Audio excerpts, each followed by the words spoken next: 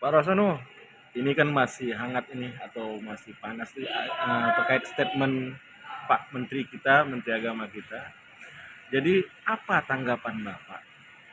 Ataukah ada solusi dari Bapak? Atau ada pernyataan kekuatan hukum dari Bapak? Begini, kita sama-sama eh, mengawasi bagaimana statement Pak Menteri Agama itu kan. Kalau kita lihat dari sisi beliau sebagai pejabat publik, tentunya ini kan beliau telah melakukan keonaran di tengah-tengah masyarakat, yang mana secara etika berbangsa dan bernegara, seorang pejabat menteri dan juga pembantu presiden seharusnya nggak bicara seperti itu. Tidak boleh membandingkan suatu eh, agama apapun dibandingkan dengan hewan. Karena juga kalau beliau mengatakan dia pernah berada di komunitas agama lain, terus ada longlongan anjing terus terganggu, kita juga begitu. Tapi cuma kan kita nggak mau akan menyampaikan karena beliau itu dia itu seorang pejabat publik dan juga pembantu presiden.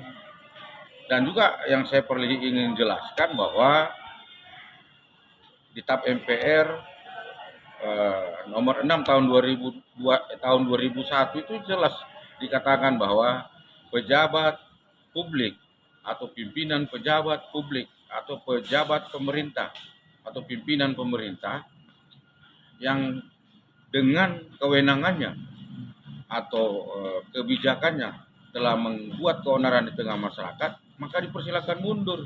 Itu TAP MPR nomor 6 tahun 2001 dan masih berlaku hingga hari ini.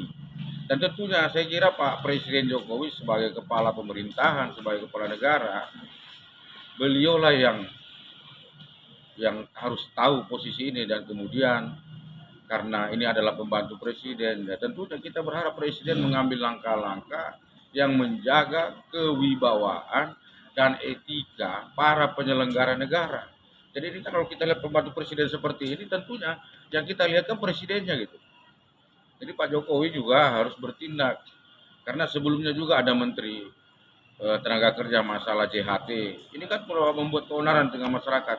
Terus revisi peraturan menterinya. Tidak bisa begitu mengelola negara. Mengelola negara itu makanya di TAP MPR 2001 itu disebutkan pejabat negara harus tahu, di pasal 3 itu harus tahu beretika, berbangsa dan bernegara. Tidak bisa pejabat negara sesuka-sukanya macam basar aja ngomongnya.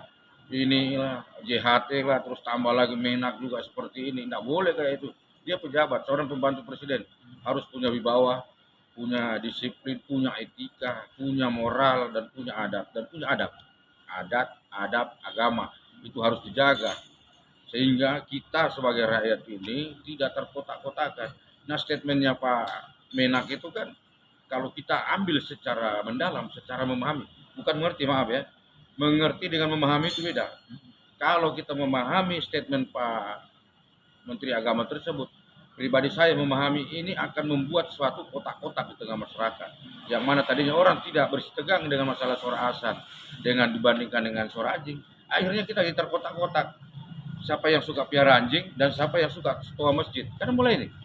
Ini yang saya katakan, statement itu berbau radikal, terlalu terlalu membuat kita itu agak sedikit menjaga jarak dengan anak bangsa. Padahal sebetulnya kita tidak. Dari dulu kita tetap aman, damai dengan semua suku dan agama. Tidak ada kita selisih paham dengan saudara-saudara kita sebangsa tanah air. Saya kira begitu karena lagi azan juga, jadi kita stop aja. Saya kira demikian keterangan dari saya.